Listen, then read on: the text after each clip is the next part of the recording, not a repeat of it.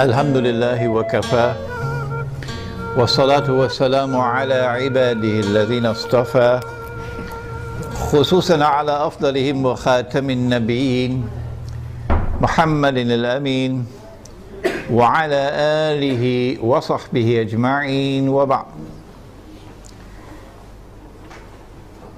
We begin with Allah's blessed name. We praise Him and we glorify Him as He ought to be praised and glorified. And we pray for peace and for blessings on all His noble messengers, and in particular on the last of them all, the blessed Prophet Muhammad sallallahu ta'ala alayhi wasallam. Brother Adam Ibrahim, Secretary General of the Research and Information Institute on Islam, here in Taman Tun Dr. Ismail in Malaysia, in Kuala Lumpur. Brothers and sisters in Islam, Assalamu alaikum wa rahmatullahi wa barakatuh. We meet at a very dangerous moment in our history and in the history of the world to address you on the subject of implications of a Zionist Israeli attack on Iran, which now appears to be not only fairly certain but also just around the corner. In the process of offering an explanation of the implications of such an attack, I would have to take recourse to Islamic eschatology to locate the implications of that attack in the larger framework of Islam's conception of Akhirul Zaman, because I am convinced that it is located precisely in that subject. In the process also of offering my analysis, I will have to offer opinions of mine. If a politician and a prime minister and a government official and a businessman and a carpenter and a taxi driver can offer opinions, why can't a scholar of Islam do the same thing? What's wrong with that? Provided, of course, that we recognize that only Allah does not make mistakes, number one. And number two, in my instance, I always insist that when I offer my opinion or my view on any subject, I insist that my audience should never accept my view unless and until you are convinced that it is correct. If you can offer me anything better than that, please tell me. I think I've reached the limit. So I should be allowed to offer my opinion and my views. I'm not a prophet. I don't have an angel or a jinn whispering into my ears. I'm offering you opinions based on analysis, and I have the right to do so. And those who warn people don't listen to Imran Hosein should be ashamed of themselves. Having said that, we say that Israel wants to attack Iran because Israel ultimately wants to rule the world. Because the Zionists want to rule the world. Because the Judeo-Christian Zionist European Alliance wants to deliver to the state of Israel the status of ruling state in the world. That's why we believe all these wars are taking place. But why does Israel want to rule the world? They said some 50, 60 years ago, and even then they were telling monstrous lies. So 9/11 was not the first lie. They said that all that we want to do is to create a Jewish homeland in the Holy Land, where Jews can live in safety and security. That's all we want to do.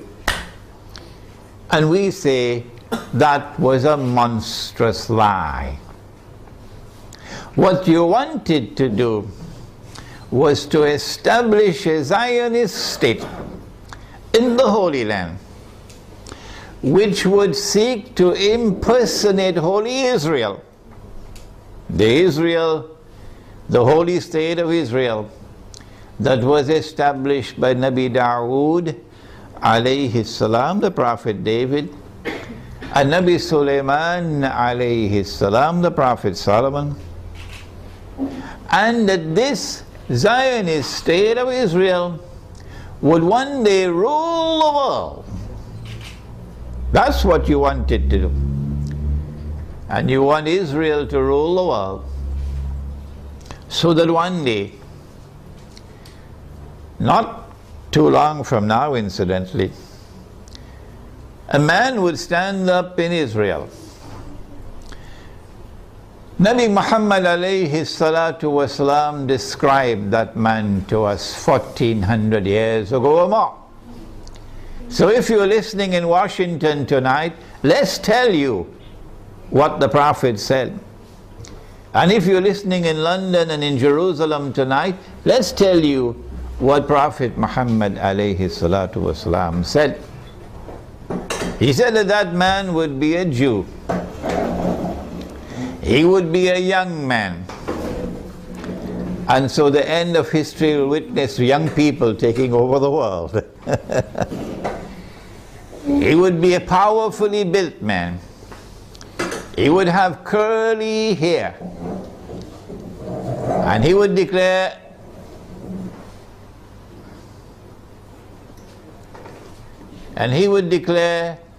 I am the Messiah. But that would be a lie. The Messiah is the son of Mary. Sorry, more than that. He was the son of the Virgin Mary. There's only one virgin in the world who ever gave birth to a son and still remained a virgin. And that was Jesus, Nabi Isa alayhi salam. He is the Messiah. Muslims believe that.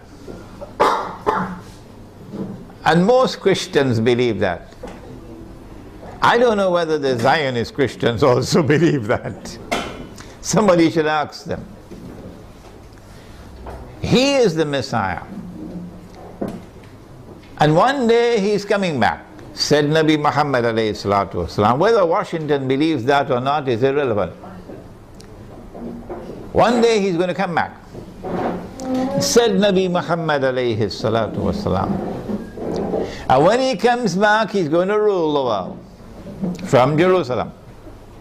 That is in the hadith, because he would be Hakimul Adil, a ruler who will rule on the basis of justice. Those who today rule the world do so with injustice. That's why they want this Israel to rule the world. Because that man who says, I am the Messiah, would not be the son of the Virgin Mary.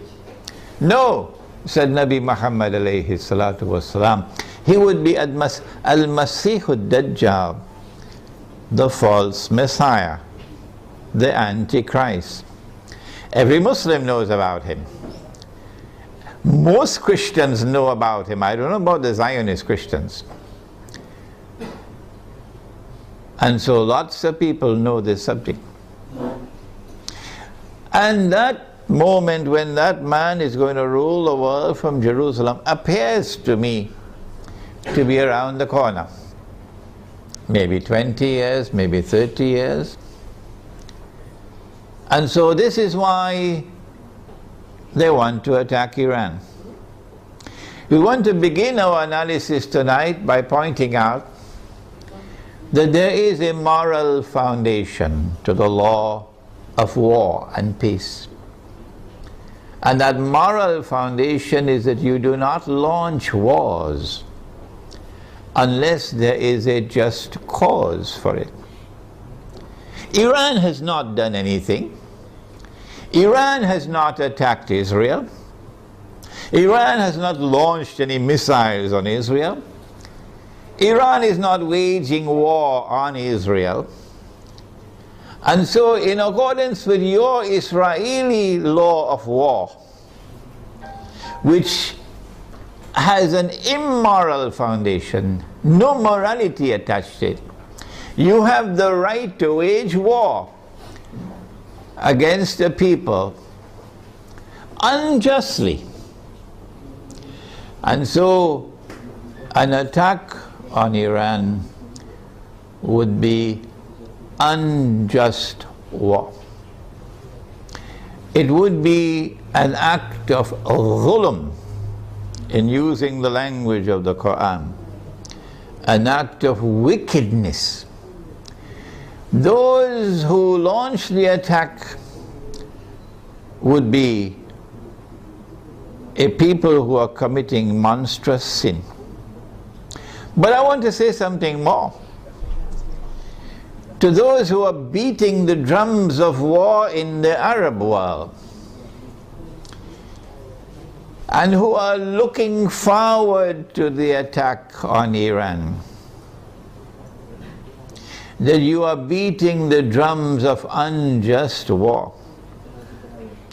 And when the attack takes place, you will be committing the same sin as supporters of the war as those who are themselves perpetrating the war. And shame on you! Shame on you, we say to you, straight to your faces, from here in Malaysia, that if you support the attack on Iran, you are supporting unjust war. You are yourselves a party of dhulm, and Allah does not provide guidance to the people who commit dhulm. One of the reasons why many Arabs, not all Arabs, not at all, but many Arabs are beating the drums of war, looking forward to an attack on Iran, is because Iran is Shia.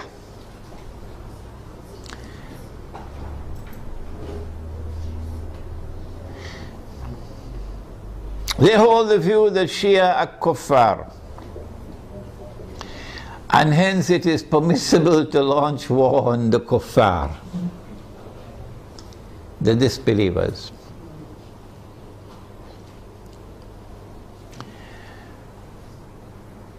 How can you come to this conclusion, the Shia are kuffar? If the Shia are kuffar, then there must be some ijma' or consensus of opinion on that subject. That consensus has never been achieved in 1400 years. Why? How can we say so? Here is proof. This is not the only proof, but this is adequate. That no regime in control of the Hijaz, in control of the Hajj, in our history that we know of, has ever prevented the Shia from performing the Hajj.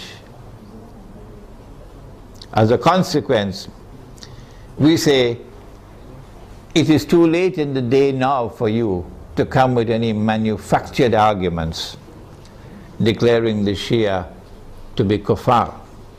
Yes, we agree that it is an act of profound misguidance to declare that Abu Bakr as-Siddiq radiallahu ta'ala anhu was a usurper,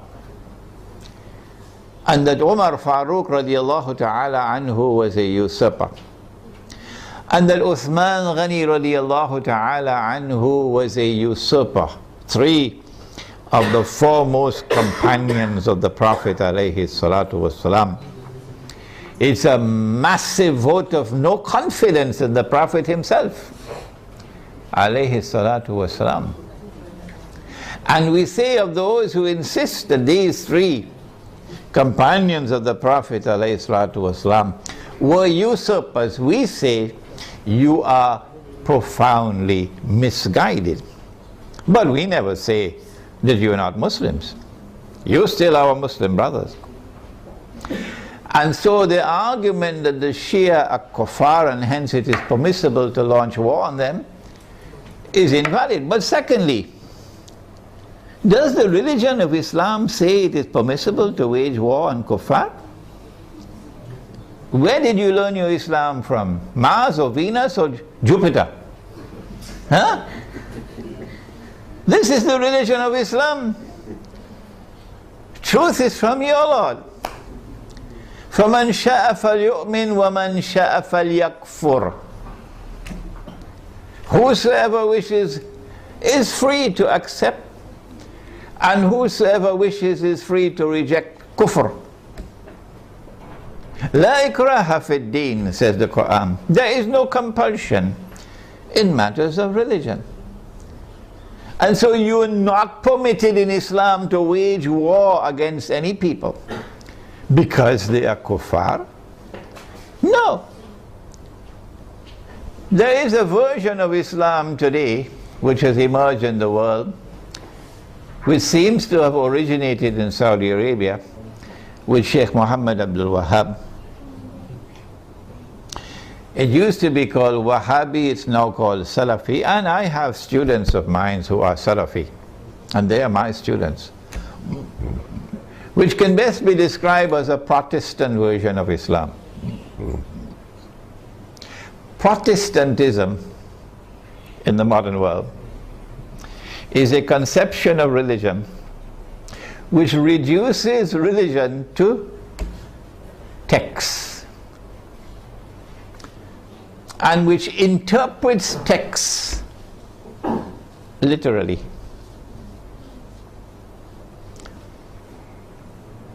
As a consequence, Protestant Islam is incapable of distinguishing between appearance and reality, particularly when they differ with each other. But let's leave that fairly technical subject for a while. It is Protestant Islam today which is beating the drums against the Shia.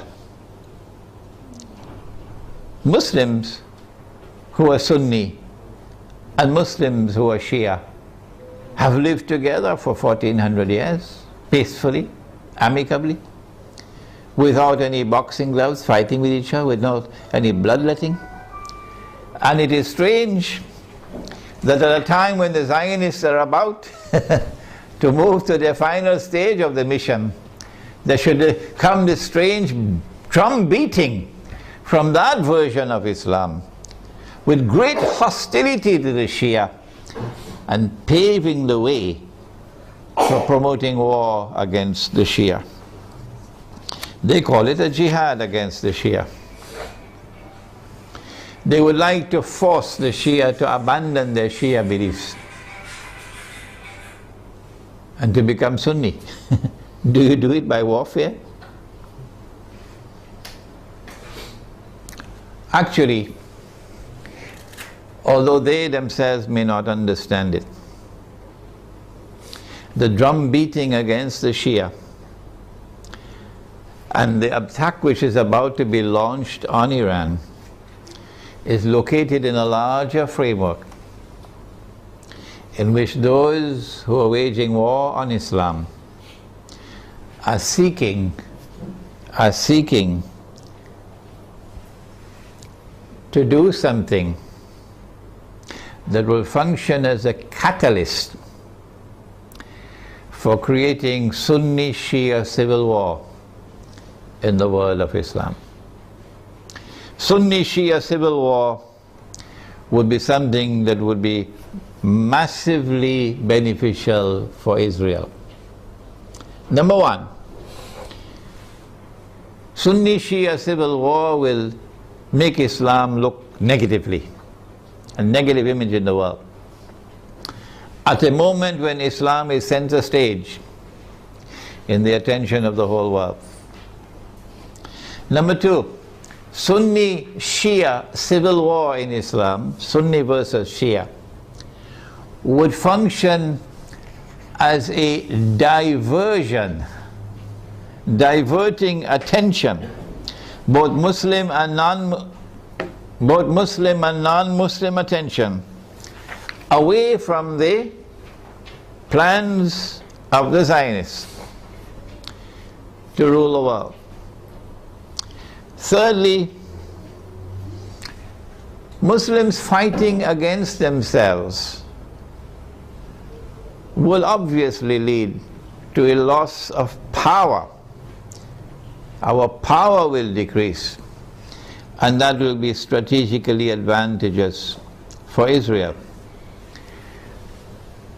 But most important of all, if an attack on Iran provokes Sunnis to be so foolish as to turn in hatred against the Shia, and provokes Shia to be equally foolish to turn in hatred against the Sunni, then that Sunni-Shia civil war, and I hope none in our audience here tonight is so stupid,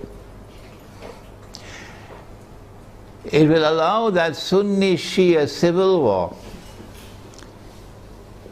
to destabilize very important parts of the world of Islam, where there are significant Shia communities living amongst the Sunnis. Before we turn to identifying those areas which can be destabilized and advantageous for Israel, let us conclude this section by asking, how should Sunni Muslims around the world, who I hope would listen to this lecture, how should Sunni Muslims respond to an unjust Israeli and NATO attack on Iran? Number one, Sunni Muslims must follow the guidance of the Quran and the guidance which has come from Nabi Muhammad alayhi salatu wasalam, and not follow CNN and Al Jazeera. And you must support the victim of aggression. وَلَوْ عَلَىٰ أَنفُسِكُمْ. Even if the victim of aggression is not your friend. In this case, he's your Muslim brother. You must support the victim of aggression, and you must condemn the aggressor. That is the first response. Iran will be a victim of aggression, and Israel will be an aggressor. How should Pakistan respond if Israel attacks Iran?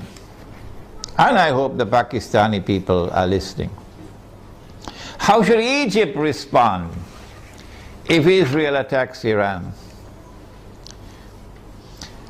Pakistani Muslims and Egyptian Muslims must ensure that they, the people, don't wait on the governments and don't wait on the armed forces. The people must respond by showing massive popular support for Iran as a victim of aggression, and must clearly condemn not only those who wage war on Iran, but also those who support those who are waging war on Iran, with particular reference to the government of Saudi Arabia.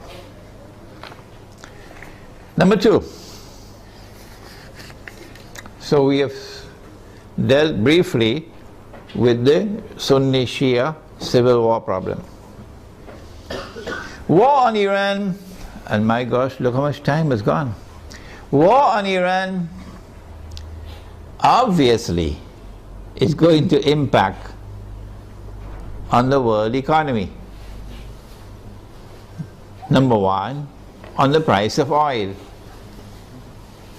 Not only because Iran is a major supplier of oil, but also because Iran is located in that basin that the Iranians call the Persian Gulf and the Arabs call the Arab Gulf, and they're still fighting over the words.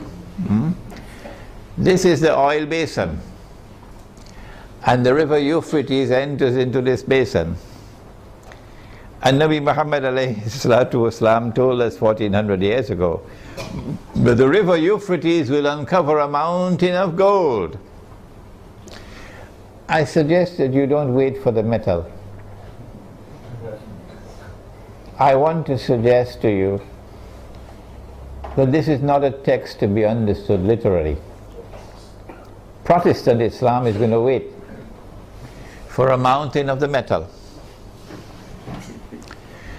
Let them wait. And we're not speaking disrespectfully of Protestant Islam. No, we're not speaking disrespectfully of the Salafis. Let me repeat it. I am not speaking disrespectfully of the Salafis, and I'm not speaking disrespectfully of their methodology of a literal interpretation of the text. All I'm saying is let them wait for the mountain of the metal. We interpret the text differently. And we say that mountain of gold is already here. And it's black gold. And it's oil. And the Prophet prophesied that they're going to fight over it. And in the end, 99 out of every 100 are going to be killed. Conventional wars don't kill 99 out of every 100. Conventional wars do not kill 99% of all combatants. This has to be nuclear war to kill 99% of all combatants. Okay? So the Persian Gulf or the Arab Gulf is waiting for nuclear attacks. The price of oil is going to shoot up because Iran can also block the Straits of Hormuz. Yes, in our Iranian territory on this side and Oman on that side. It's not difficult for Iran to block the Straits of Hormuz and disrupt or the passage of oil tankers. So we can anticipate fairly confidently that the price of oil is going to escalate dramatically once the attack takes place. And the American government knows that. And that's why the American government does not want Iran to be attacked. Because the American government knows, and the Federal Reserve knows, and the bankers also know that the US dollar is going to collapse. It will not survive an Israeli attack on Iran with the price of oil shooting up through the roof. And if the US dollar collapses, of course they're going to have to demonetize the US dollar. It will no longer be legal tender. They have to have something in place. They probably already have something to replace it, but at a fraction of its previous value. The American economy is going to collapse. Large numbers of white Americans are going to lose their wealth. And many of them are going to be listening to this lecture. There's going to be chaos in the United States when the economy collapses. There can be riots in the United States, and they're already anticipating that. And so an attack on Iran would lead to economic, financial, and monetary consequences that will be disastrous for the US economy. Israel wants to become the new ruling state in the world. And for that you have to go to my book. Would someone kindly give me a copy of Jerusalem in the Quran? You have to go to my book Jerusalem in the Quran for the Islamic eschatology. The Dajjal, when he's released, on earth will live for 40 days.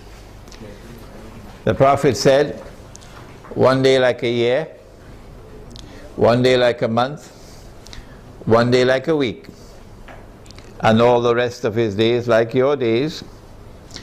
We said a day like a year, and Britain became the ruling state in the world.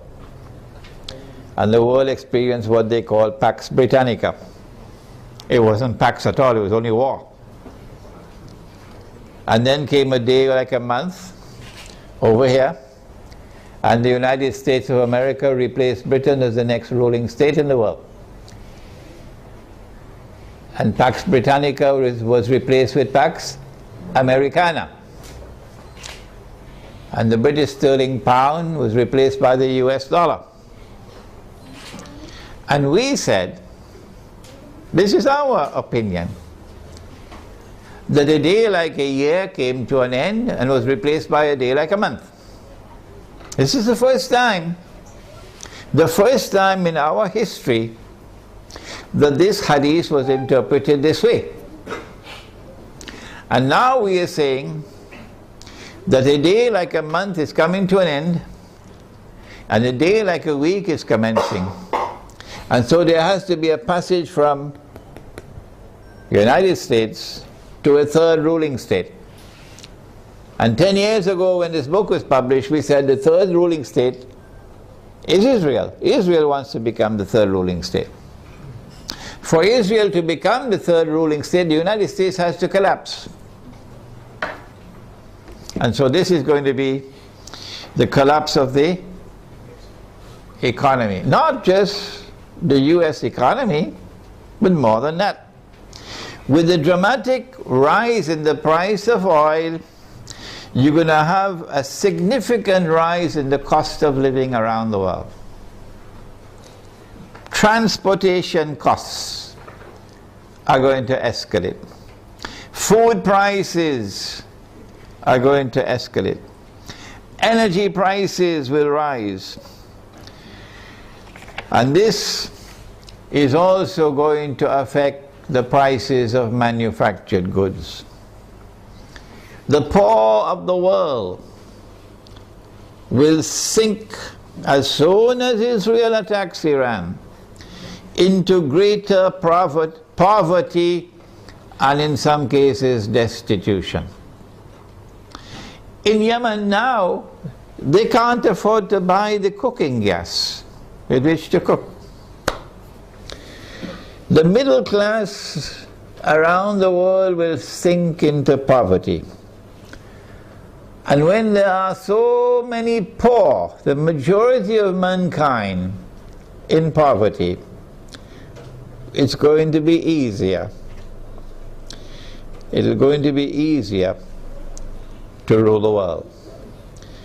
With people who are too poor to organize themselves, to resist oppression and resist slavery. How should we respond to this impending economic collapse, financial and monetary collapse? How should we respond to the imminent rise of the cost of living around the world? How should we respond? My opinion, and I'd love to hear your opinion before we end tonight. My opinion is to go to that hadith of the Prophet sallallahu ta'ala alayhi wa sallam. He said about Akhirul Zaman, he said, if you have land, hold on to your land. You're familiar with that, aren't you? And he said, if you have animals, hold on to your animals. And then a man asks, O Messenger of Allah, what about if we have neither land nor animals? He said, sharpen your sword. Of course, CNN is going to call him a terrorist now. He said, sharpen your sword, because you're going to be dealing with chaos and anarchy and riots as people seek to survive by fighting each other for food. Where can we get land and animals to sustain ourselves in this impending collapse? The answer is certainly not in the cities. If you believe that you can survive in the cities and get land and animals in the cities, you should buy a one-way ticket to the moon. And so Egypt, I'm talking to you tonight. In Pakistan, I'm talking to you tonight. Listen to me and get out of the cities. 20 million people in a city, 15 million people in a city, who's going to feed them? Where are you going to get your food from? What's going to be the price of that food? Get out of the cities while still there is time. Go to the countryside. Go to where rain falls. Go to where there is water. And produce your own food. Dairy crops, food crops, dairy farming, milk and meat, so that you can survive the storm that is coming. Ensure there is water supply. Do not depend on oil for energy. Use natural energy. A bicycle is natural energy. Wind, solar energy, water energy. Number two, live in small communities, because small communities can more easily sustain themselves without having to be dependent on supplies of food from outside the communities.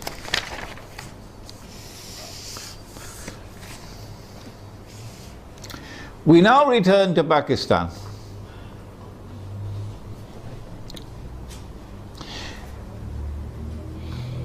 An attack on Iran can be launched simultaneously with an attack on Pakistan.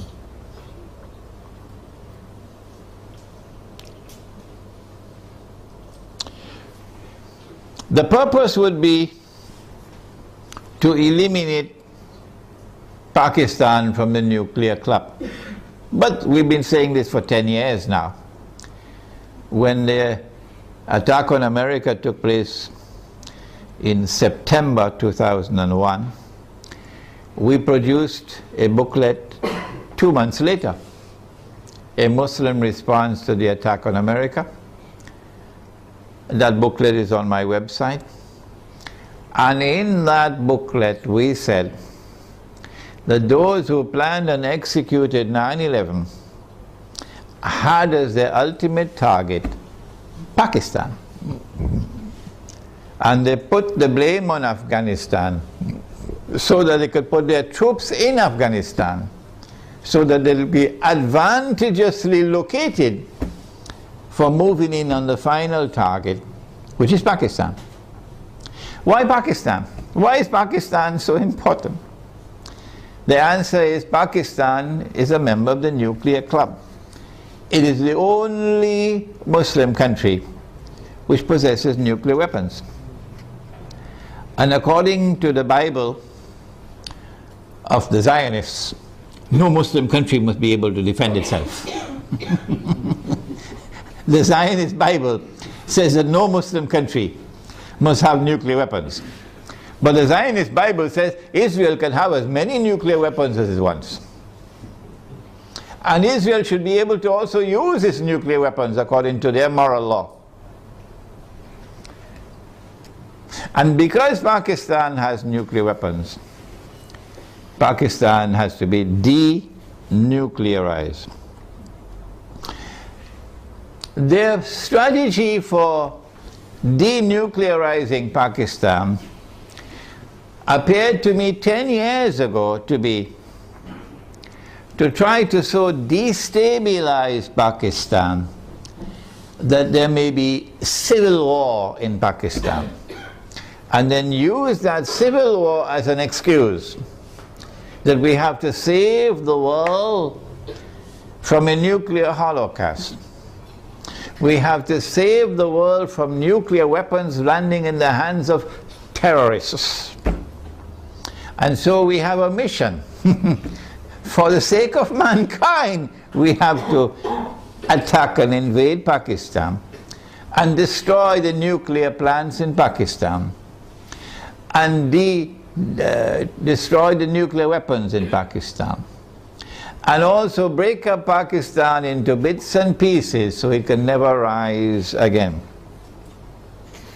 When that happens, of course, we must have a Zionist friend to take over and control all the pieces. And it is time for Muslims around the world to recognize, including Muslims in Iran, that Israel's most strategic partner, most strategic ally in the world today, after the United States, is India, with Saudi Arabia neck and neck behind India.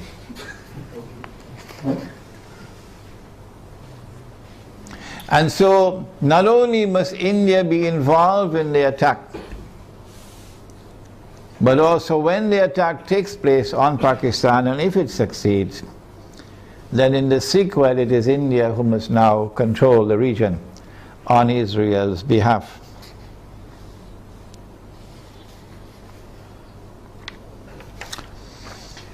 An attack on Pakistan, a successful attack on Pakistan, and the denuclearization of Pakistan and the breakup of Pakistan into bits and pieces will impact upon Muslims in the whole of that subcontinent in such a way as to bring about a state of demoralization and despair, and send shock waves to Muslims in the rest of the world. That one of the largest Muslim communities around the world, in India, Pakistan and Bangladesh, have now come under the foot of Hindu India.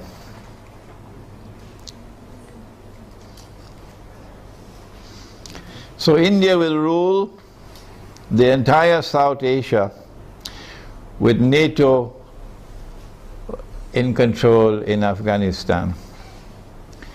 What should Pakistan do at a time like this? This late hour. Perhaps it's already too late for Pakistan to do anything, because those who have controlled Pakistan politically and those who have been in control of the Pakistan armed forces have distinguished themselves with their stupidity. And I have to use a harsh language. I'm so sorry to use this harsh language against them. Their awesome and monstrous stupidity these last 10 years since 9/11 in supporting war on terror, which is a euphemism for war on Islam, supporting NATO in the attack on Afghanistan, your innocent Muslim brothers in Afghanistan, and you supporting NATO, killing innocent people. But more than that, handing over the territory of Pakistan to the Zionists. Have you no shame? This is what you did for 10 years. That all the NATO supplies going to Afghanistan went to the territory of Pakistan, and it took you 10 years to stop it. Only when NATO killed 23 Pakistani soldiers, they didn't do by accident. They launched that attack on the Pakistani post while he was sleeping to send a message to you that that's it, the friendship is over, we're coming to attack you now.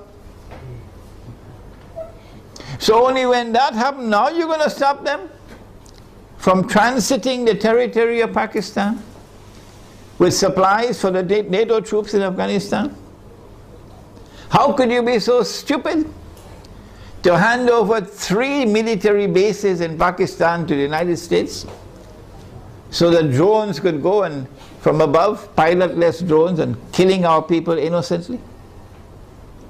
And now when the knife is about to cut your throat, only now you're waking up?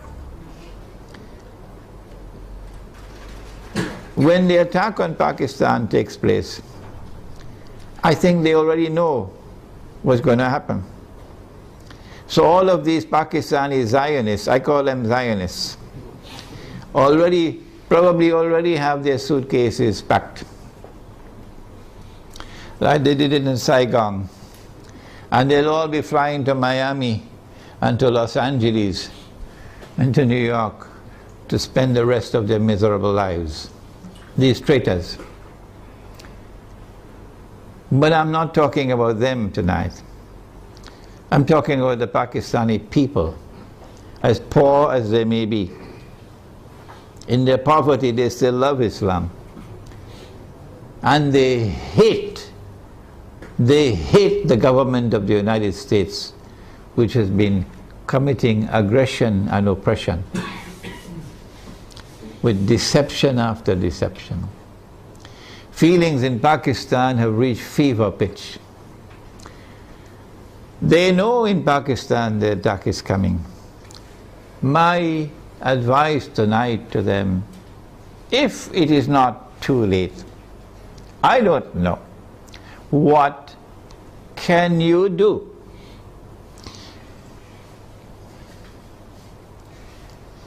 My answer is, if you are to win Allah's help, you got to put your house in order.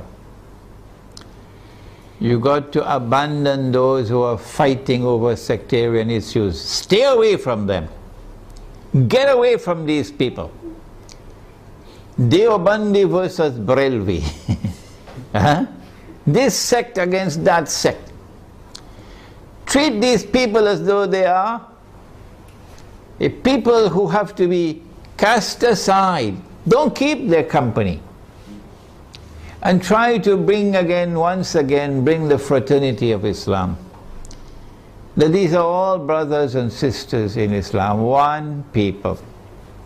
Identify yourself as a Muslim. I am the student of Maulana Dr. Muhammad Fadlur Rahman Ansari, rahimahullah. He established the Alimia Institute of Islamic Studies in Karachi, Pakistan. And that's where I studied under him. And because of what he taught me, and the methodology of study that he gave to me, I'm able to do the work that I'm doing now.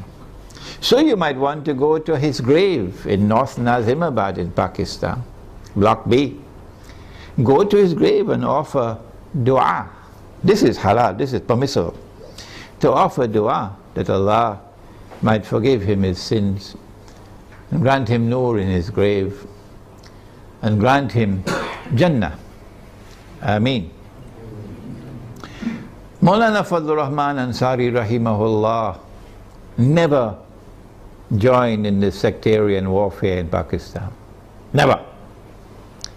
And he established the Alimia Institute as a non-sectarian institute. He was not Deobandi and the institute was not Deobandi. He was not Barelvi and the institute was not Barelvi. Let me repeat that to those who are now controlling the institute, where I studied and where I was once the principal. He established an institute which was neither Deobandi, nor Barelvi, nor Ahli Hadith, nor Wahhabi. It was Muslim. And he said himself, I am not Deobandi, I am not Barelvi, I am not Ahli Hadith, I am not Wahhabi, I am Muslim. That's his statement. And that's the way out for Pakistan today. To get out of this cancer of sectarian warfare. Number two, Allah made riba haram. Pakistan is miserably poor today because of riba. The paper that you're using as money in Pakistan, the rupee, is bogus, it's fraudulent, it's utterly haram. And it's a vehicle of riba. Your ulama in Pakistan have not been able to recognize that all these years. Go look for those scholars of Islam in Pakistan who can recognize that paper to be bogus and fraudulent and haram, who can recognize so-called Islamic banking to be delivering riba through the back door, who can recognize that membership in the United Nations organization and submission to the Charter of the UN is a recipe to slavery, who can recognize that membership in the International Monetary Fund, which prohibits the use of gold as money, is a recipe for slavery. Look for such scholars of Islam and follow them. And also for the people of Pakistan, get out of the cities, go to the countryside and seek to produce your own food to sustain yourselves in a tomorrow that is coming that's going to be horrible.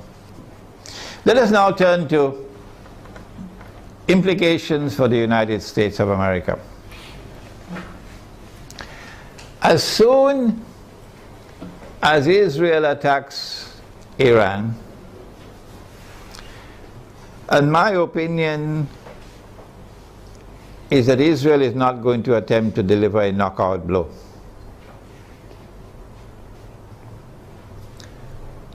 Israel will attack Iran in order to commence wars that she hopes will follow one after the other. As soon as Israel attacks Iran, the first implication is that Iran is going to attack Iraq. And Iran is strategically poised, advantageously poised to attack the United States in Iraq. As soon as Iran is attacked, Shias around the world are going to respond with solidarity with Iran. And that includes the majority population of Iraq, which is Shia. What about the Sunni in Iraq? The Sunnis are waging a war against the United States. They want to get the United States out of Iraq. And if Iran attacks Iraq, the Sunnis are going to also intensify their attacks on the United States. And so the United States is going to be in a no-win situation in Iraq. You'll be facing enemies fighting you on all sides with no friends around you, none.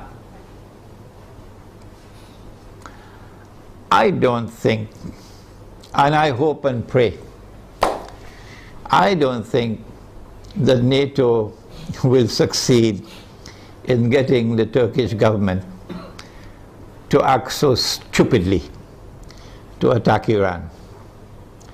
I don't think it's going to happen. No.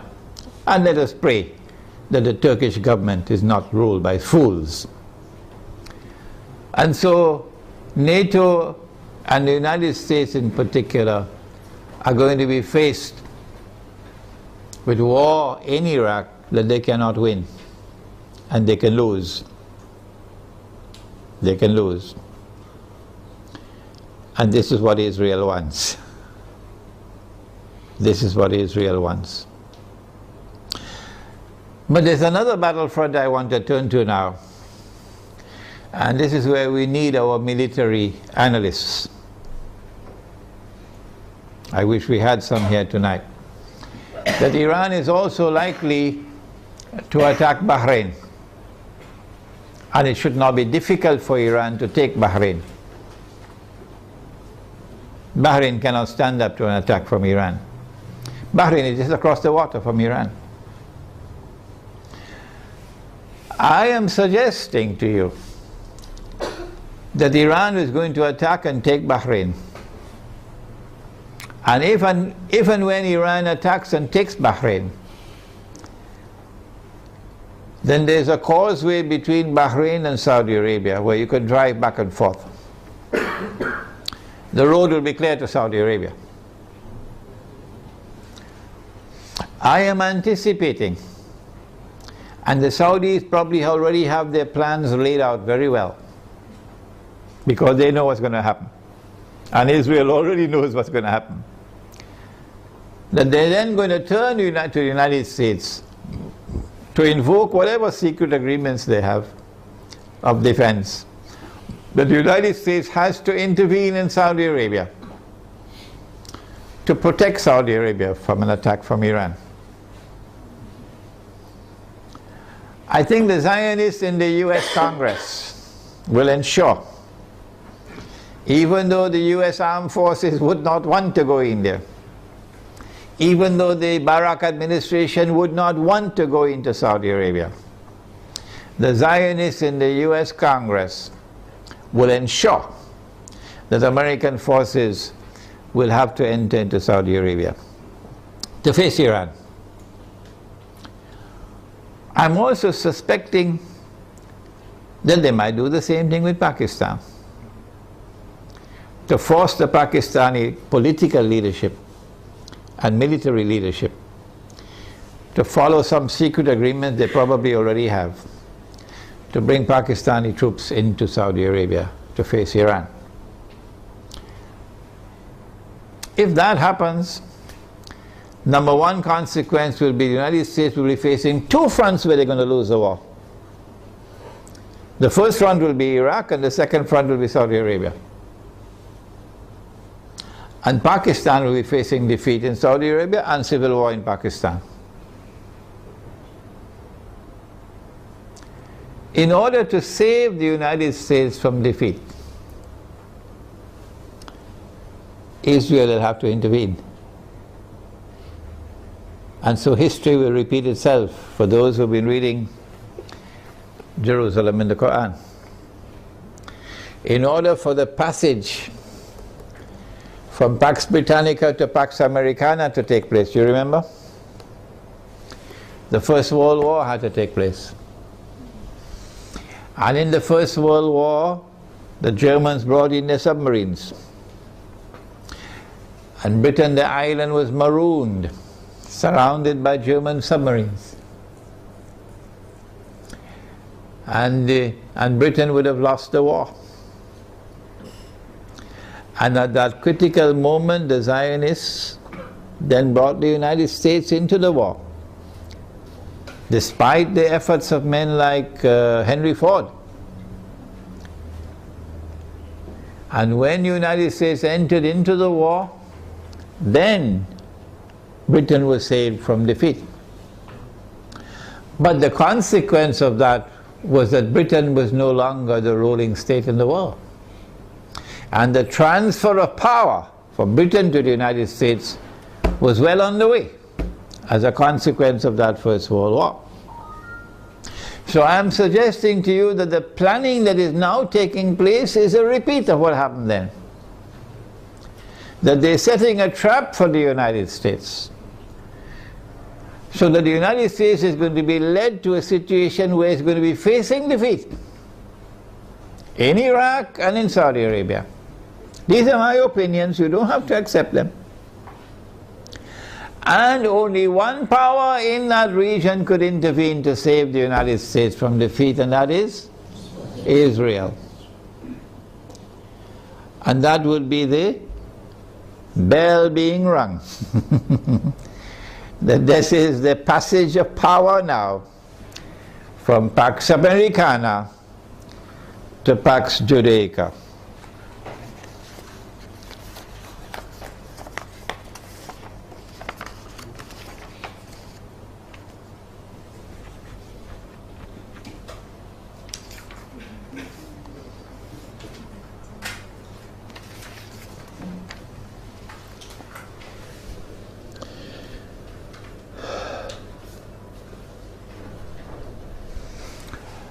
This is the Islamic eschatological dimension to the analysis that a day which is like a month will now be coming to an end. and a day which is like a week, according to the hadith, will now be beginning. The Protestant version of Islam, which is the Salafi version, insists that somewhere on earth, we just have to search, maybe somewhere behind Greenland, you're going to find a place on earth where a day will be like a year. So my answer is, well, keep on searching. Keep on searching. And I'm not speaking scornfully, that's not my way. I am not speaking in any derogative way, disrespectful way, that is not my style. No. I have the right to say, however, this is your methodology, so keep on searching. We have interpreted the text differently, this is our interpretation. And we have insisted time and again that no one should accept our interpretation unless and until you are convinced that it is correct. We said a day like a year is a different dimension of space and time than the one in which we live. So too a day like a month, and so too a day like a week. But Dajjal is here on earth, but you can't see him.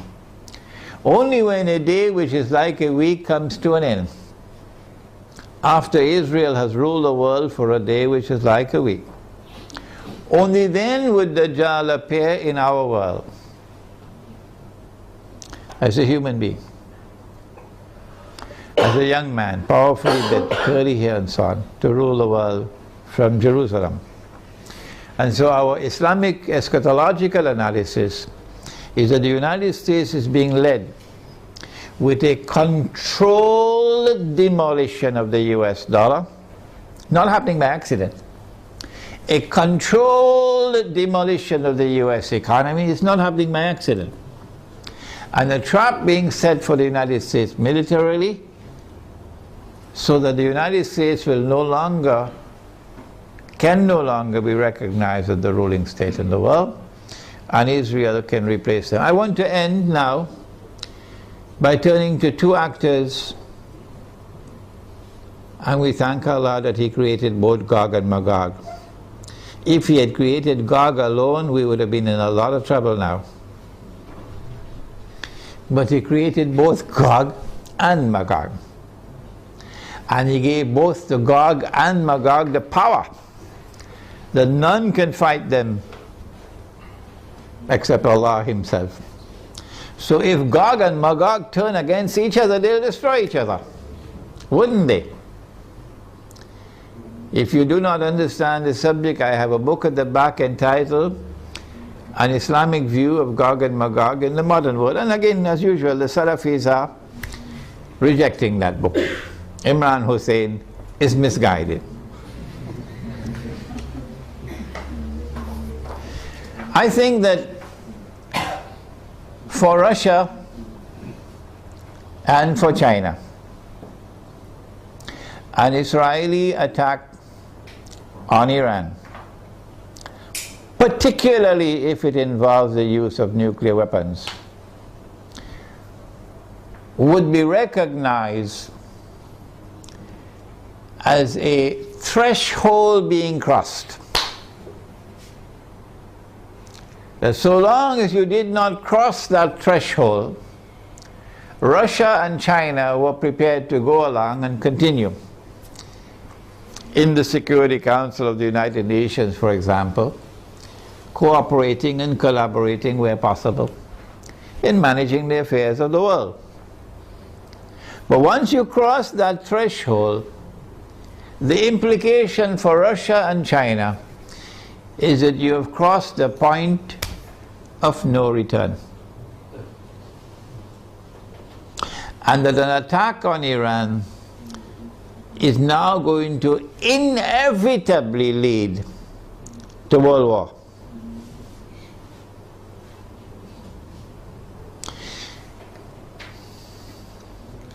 That after Iran and after Pakistan and after the Arabs the Zionists are going to turn on China and Russia to make sure that China and Russia also bend down their knees and accept Israel, so that Israel can become the ruling state in the world.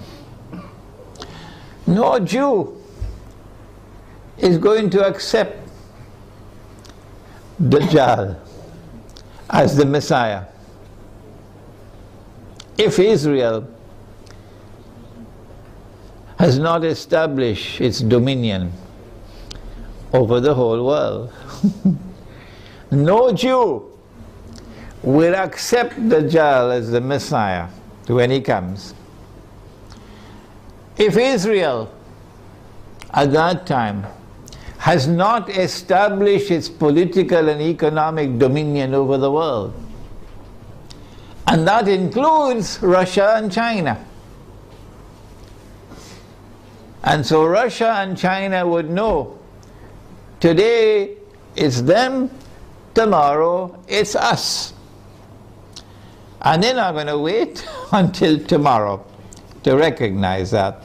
The minute Iran is attacked, they will recognize that the threshold has been crossed and that we are now moving inevitably towards nuclear war. Russia and China acted strangely on Libya. You remember?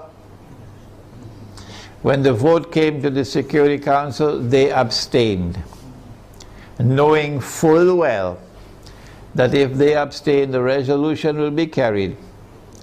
And that is the end of Gaddafi and end of the Libyan government. Why did they do that? I have asked the question. I have an answer, but I can be wrong. I felt that perhaps they knew what the plan was, and they wanted to let the Western world, NATO, to sink deeper and deeper into a quagmire, you know, like shifting sands, you can't get up. So eventually they will end up in the graveyard, and only then will Russia and China attack them. How are Russia and China responding to Syria at the moment? How will Russia and China respond to an attack on Iran and on Pakistan? My understanding is that Russia and China are going to be quite different in the way they have behaved so far in international affairs. Quite different once the attack on Iran takes place.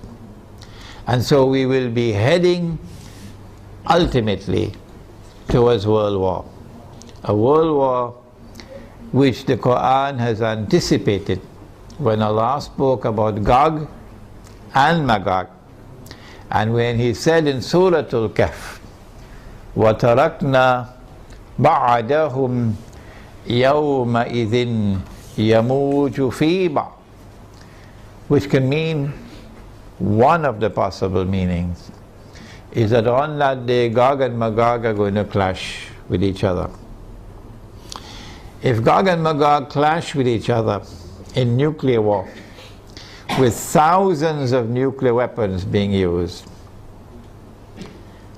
what will be the consequence for the world? Let me end with Surah Al-Isra, the ayah or the verse of Surah Al-Isra, in which Allah says, بعد أعوذ بالله من الشيطان الرجيم وإن من قرية إلا نحن مهلكوها قبل يوم القيامة أو معذبوها عذابا شديدا كان ذلك في الكتاب مسطورا. And not a single town or city will escape. They'll all be destroyed. And those which escape destruction will be punished with terrible punishment. And all of this is inscribed in the book. This brings an end to our preliminary analysis of the implications of an Israeli attack on Iran. We have certainly not exhausted the subject, and it is likely that we'll have to come back to the subject in a second and a third lecture. But I do believe that we have done sufficiently tonight to provoke you now to think on the subject And I'll be very happy to hear your views and your responses. ربنا تقبل منا إنك أنت السميع العليم وتب علينا يا مولانا إنك أنت التواب الرحيم برحمتك يا أرحم الراحمين آمين.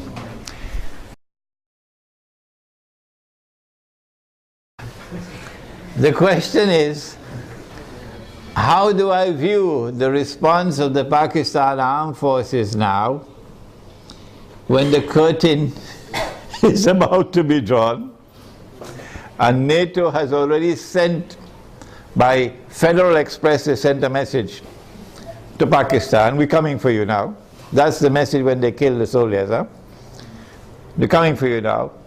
And now, now the Pakistan Armed Forces, because now of course it's too late to do anything else, they say, okay, we'll not allow NATO to transit Pakistan. And we're going to take back this base that we gave you so you could kill the people in Afghanistan. And you have 15 days to vacate the base.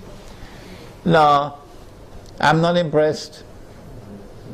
I'm not impressed. I think a lot of the generals have tickets to Miami because they know that they're going to be lynched. I hope they're listening to me, because the Pakistani people love Islam. And the Pakistani people are very, very angry with those who have betrayed them and betrayed Pakistan and betrayed the Ummah. Flying first class to Washington anytime Washington calls them for consultation. So I'm not impressed at all. People who have betrayed Allah and His Messenger, and now at the last moment, now you're trying to save face. I'm not impressed. But the overwhelming majority of the soldiers in the Pakistan Armed Forces love Islam, and they're going to fight as faithful and courageous Muslims. That I have no doubt about. It is the command which stinks. It is the command, the political and military command, that I call Zionists. And they're on their way out as soon as Pakistan is attacked. They're finished. They're going to fly to Miami and leave Pakistan to the true Pakistanis. So I'm not impressed. The Muslims in India, of course, are going to be in a much worse situation once Pakistan is attacked. The Muslims in Bangladesh are going to be in a worse situation because of the attack on their morale. They will be demoralized. And it is a function of Islamic scholars to deliver guidance and leadership. And the scholars of Islam are fighting each other over popcorn. Fighting with each other over popcorn. And attacking me because I declare myself to be a Muslim. Who? He's only a Muslim? He's neither fish nor fowl? Who is he? He has no Aqidah? That's now the attack on me. Yeah. Well, let them continue with the attacks. Go ahead.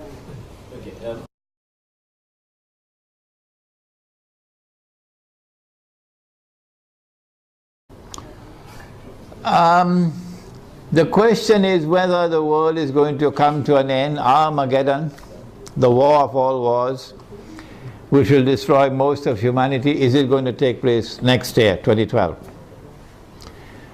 No, I don't think so.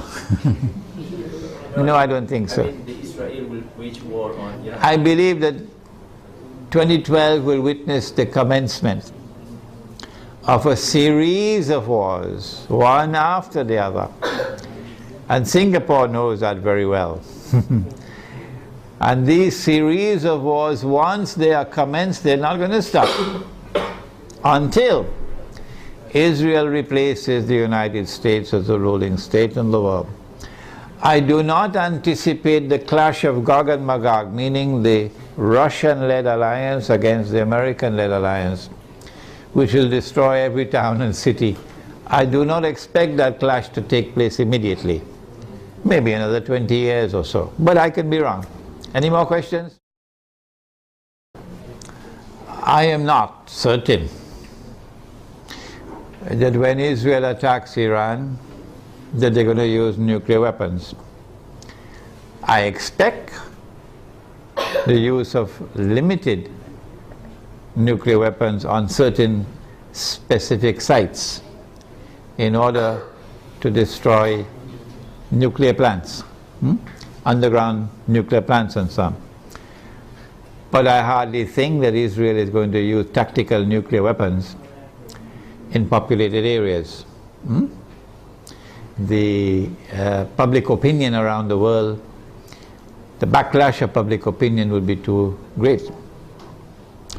The hadith he has asked about, that Dajjal will be followed by 70,000 Jews from Isfahan wearing their Persian shawls. And he says that there are now about 30,000 Jews in Iran. Part of the strategy adopted by Gog and Magog has been to accept a religion. The Khaza, for example, accepted Judaism. And so the world witnessed for the first time the unique phenomenon of something called a European Jew. Prior to this, the only Jews that there were in the world were Semitic Jews, Semites. The Europeans are not Semites. But when the Khaza accepted Judaism, this is a historical fact, they accepted Judaism, the European Jews came into being.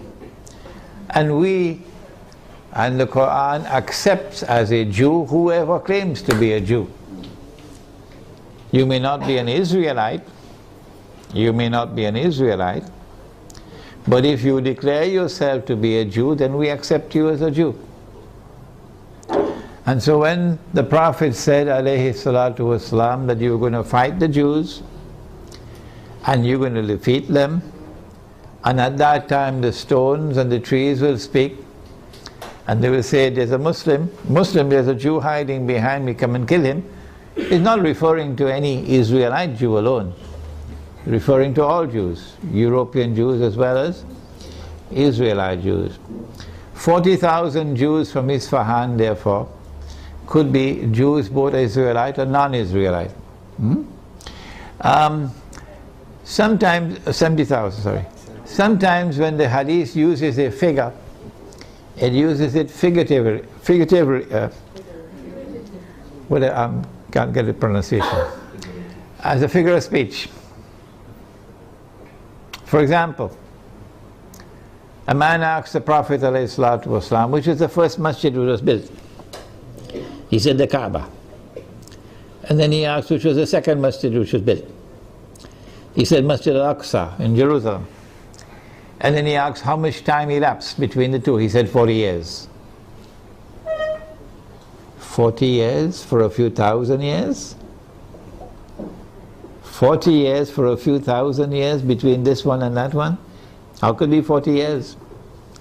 So sometimes the hadith will use a number as a figure of speech. It does not therefore have to be understood literally. One of the reasons for the attack on Iran, this question now allows me to expand my analysis, is because the Zionists want to get rid of the present government in Iran. You can choose to believe what you want, but I accept that the present government of Iran is sincere in its opposition to Israel and its support of the Palestinians.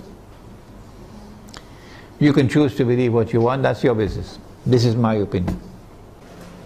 My view is that one of the reasons for the attack on Iran would be to bring about regime change in Iran. The present regime in Iran is not a militantly Shia regime waging Shia-Sunni sectarian war. No. The present regime in Iran is willing to establish fraternal ties with Sunnis. Yes, they do not permit any Sunni masjid to be established in Iran. So Sunnis in Iran do not have Salatul Jummah, they have to go to the masjid under the Shia control. And that, of course, is something we don't agree with. But that's not a cause for taking up guns and fighting them. No. So I understand that the government in Iran at this time is a government which is prepared to try to establish Shia-Sunni solidarity. This is my view. And this is something inimical to Zionist interests. The Zionists would like to direct the Shia world in a direction of confrontation with Sunnis. And for that, you need to have regime change in Iran. And if they succeed in that regime change by attacking Iran, they will want a new regime to emerge in Iran, which will be militantly sectarian and facilitate the emergence of a civil war between Shia and Sunni. At that time, if this succeeds, then I believe we'll see the fulfillment of this hadith about Dajjal being followed by 70,000 Jews from Isfahan wearing their Persian shawls. Any more questions? The question pertains to the use of gold and silver as money and the utility of buying gold and silver at this time when the gold stocks of the world are controlled by those who are not Muslims, and that by buying gold you are enriching non-Muslims. I have a book at the back entitled The Gold Dinar and Silver Dirham, Islam and the Future of Money. Whether we like it or whether we don't, the world tomorrow, in my opinion, is going to return to gold and silver as money. Whether you like it or whether you don't. I came to this conclusion about 2 years ago perhaps, because of my study of Islamic eschatology, that no Jew will accept Dajjal as the Messiah. None. If Israel is using paper money. Because every Jew knows what the ulama don't know in Islam. Every Jew knows what the muftis don't know in Islam. Every Jew knows that this paper is bogus, is fraudulent, is utterly haram. Every Jew knows that. And it's a vehicle through which mankind is ripped off of their wealth. They all know it. It's only our scholars don't know it. In order for Dajjal to convince the Jews that he is indeed the true Messiah, he's going to have to bring back the money which the temple in Jerusalem used to mint. The temple built by Sulaiman alayhi salam minted its own gold and silver coins. Because the Roman government minted coins with graven images, and this was not kosher, not halal, to put a human head on the coin.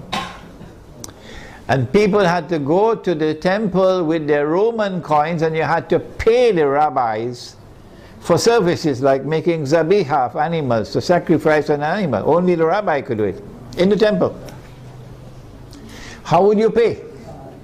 Because this money is not halal, with a graven image. So there were money changers in the temple who would change Roman money to temple money. And the money changers were ripping off the people. And when Nabi Isa alayhi salam entered the temple and he saw that, he cursed them, because that's a form of riba. And he overturned their tables, and he chased them out of the temple. And he said, "You've taken the house of God and transformed it into a den of thieves." So every Jew knows that the temple minted its own coins, gold and silver. And so Israel has to return to gold and silver as money. And therefore the Zionist world has to return to gold and silver as money. And when they do, guess what the world of Islam will do? The muftis are going to wake up. And they're going to say, yes, yes, yes, this is halal money. Yes, yes, yes, we should have dinar and dirham. I have prayed to Allah to beg Him to take me away from the world. I don't want to live to see that day, because the shame and the disgrace will be too great for me. The shame and the disgrace as a Muslim for me will be too great. On that day, when they have brought back dinar and dirham as money, and only then do our people wake up. But I also prayed to Allah for something else, to keep all those muftis and all those scholars alive on that day.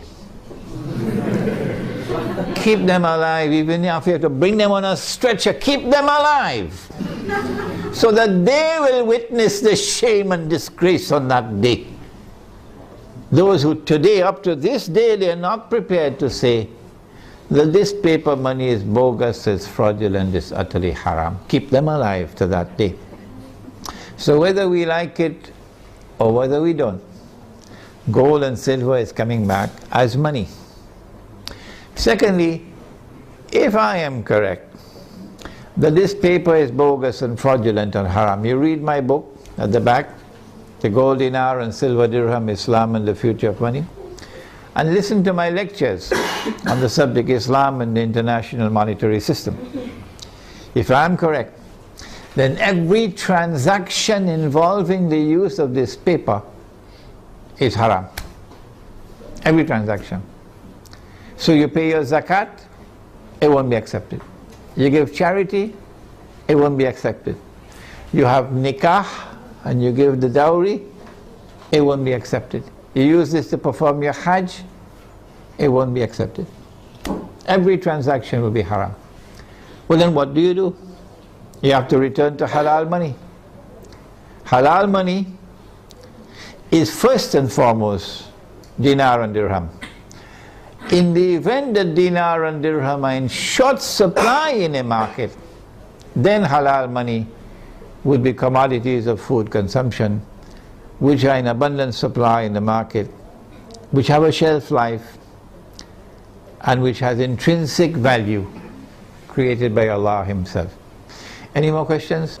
The Prophet said that the time will come when you'll not be able to find a single person in all of mankind who will not be consuming riba. Are you aware of this? The Prophet said, alayhi salatu wasalam, that the time will come when you'll not be able to find a single person in all of mankind who will not be consuming riba.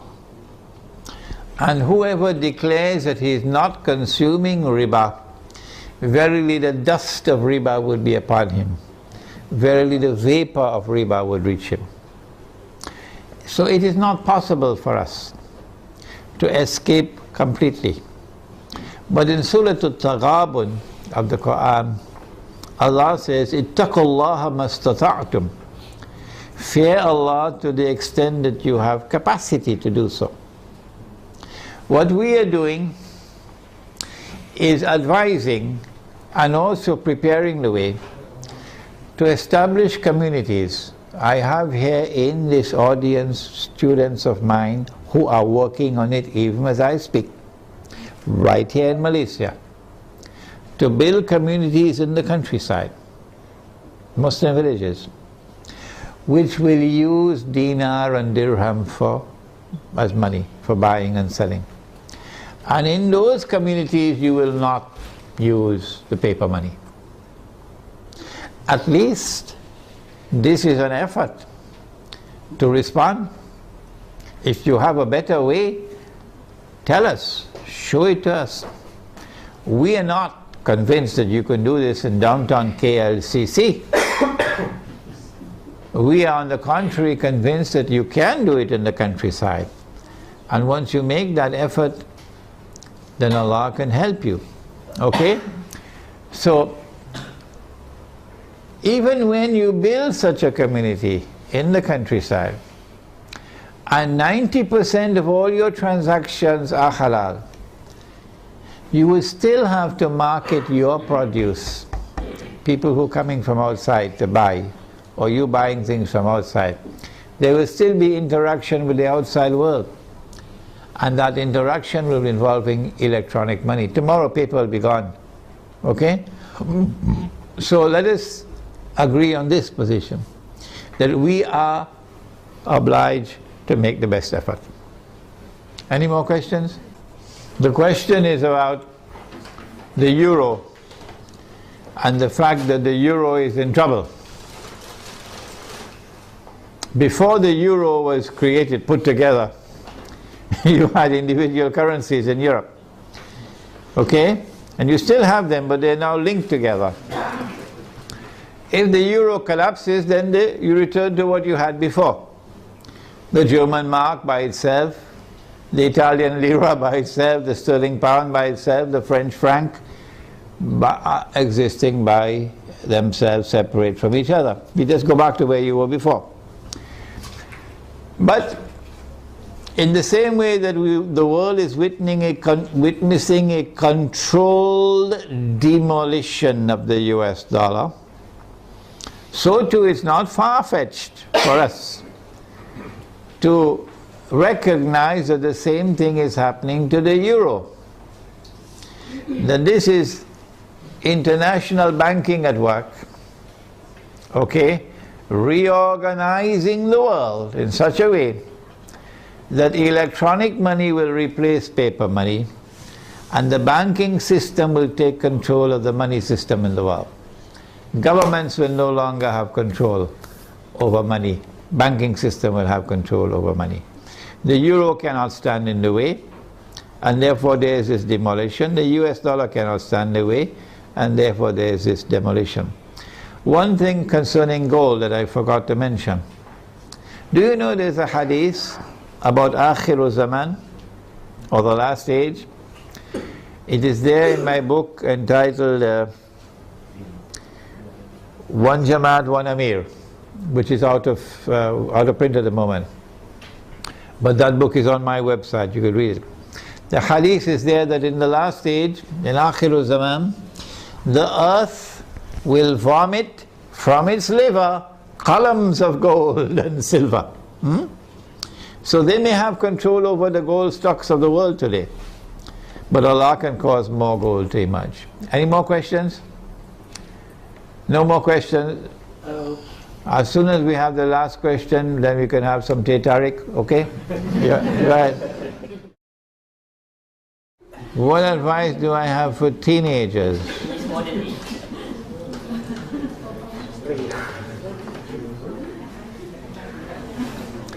He said that Dajjal will be a young man.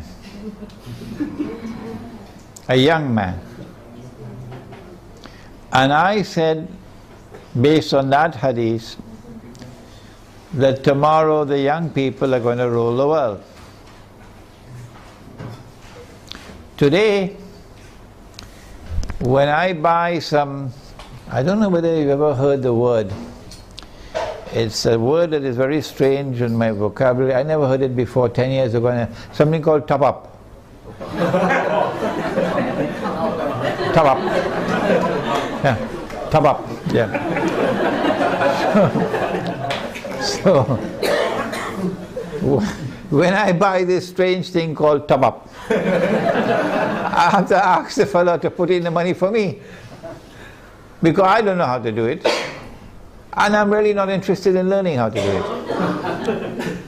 If you make the mistake of sending me a text message, you wait a couple of years to get a reply. Because I don't know how to send text messages, and I don't want to learn to make text. I do not want to learn. I have enough misery in my life answering 100 emails every day. Why should I make my life more miserable? With text messages. The young people are the ones who are going to be technologically literate. And all the people will behave the way I'm behaving. So young people are going to rule the world and run the world tomorrow, as the world becomes more technologically interlinked. So young people have a strategic role to play in the world which is now coming into being. Because at that stage of youth it is easier for them to learn these things of technology. But Surah Al-Kahf of the Quran has delivered to us a very important guideline. And that is that the ones who will show the greatest understanding of Dajjal, the quickest understanding of Dajjal, and the ones who will display the best backbone. You know, they had backbones made out of iron and steel, and you know there are also backbones made out of recycled paper. You know that? So the ones who are going to demonstrate the greatest backbone for resisting the oppressor are the young ones. This is in Surah Al-Kahf of the Quran, the story of the young men in the cave. And this has been my experience, that the ones who show the greatest resistance to my message that I deliver are the elders, and the ones who are flocking to me and longing to learn from me and insisting they're going to come to Malaysia, they're going to come to KL, whether I like it or not, they're coming to study with me, are the young ones. Some of them 15 years of age, 16, 17 years of age. And they're going to be listening to this lecture. And they show sharpness of understanding, and their parents are opposing them. And so, I believe being young, and if your heart is not corrupted with pornography, which is around the corner,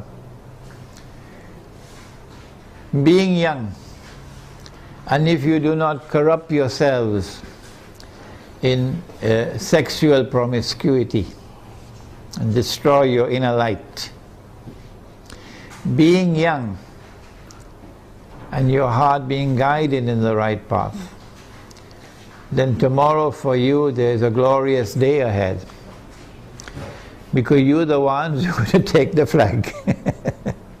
You're the ones who are going to carry the flag of Islam tomorrow.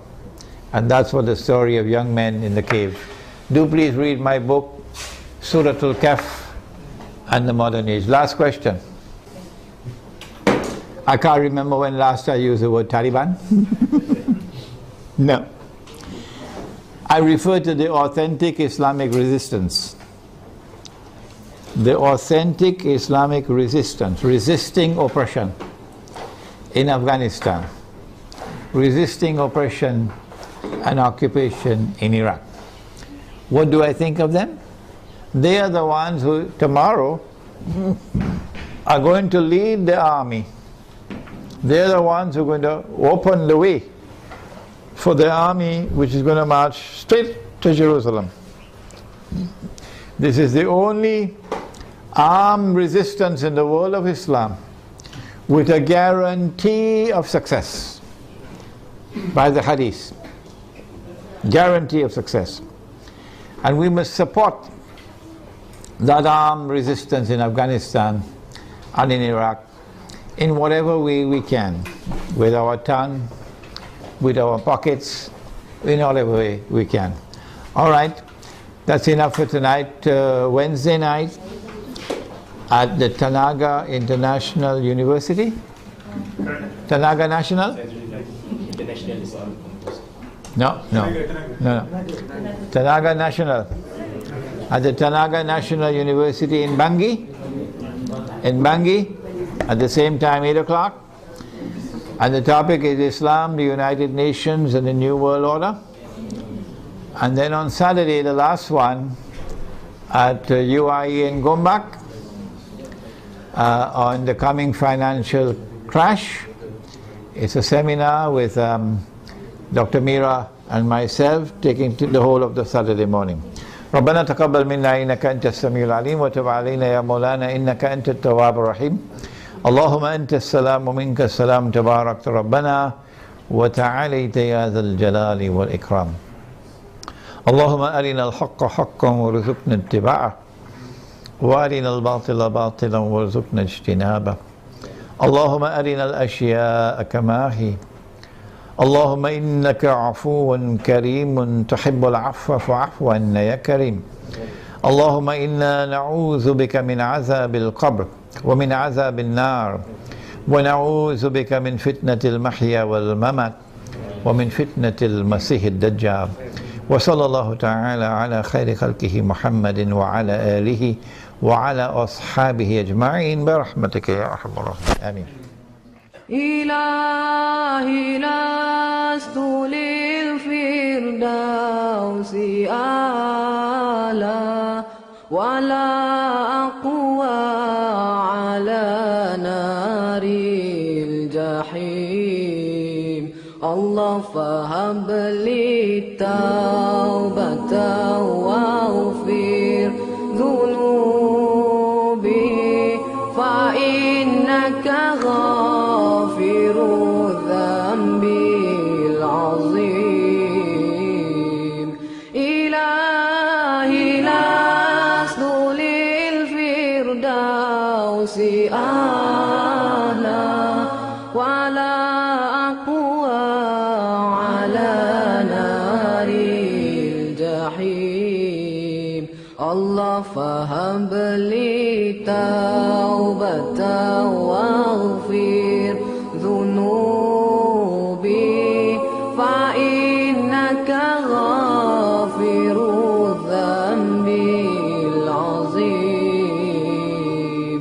Tuhanku aku tidak layak untuk syurgamu tetapi aku tidak pula sanggup menanggung siksa nerakamu dari itu kurniakanlah ampunan kepadaku ampunkanlah dosaku sesungguhnya engkaulah pengampun dosa-dosa besar Tuhanku aku tidak layak untuk syurgamu tetapi aku tidak pula sanggup menanggung siksa nerakamu dari itu kurniakanlah ampunan kepadaku ampunkanlah dosaku sesungguhnya engkaulah pengampun dosa-dosa besar Ilahi lastu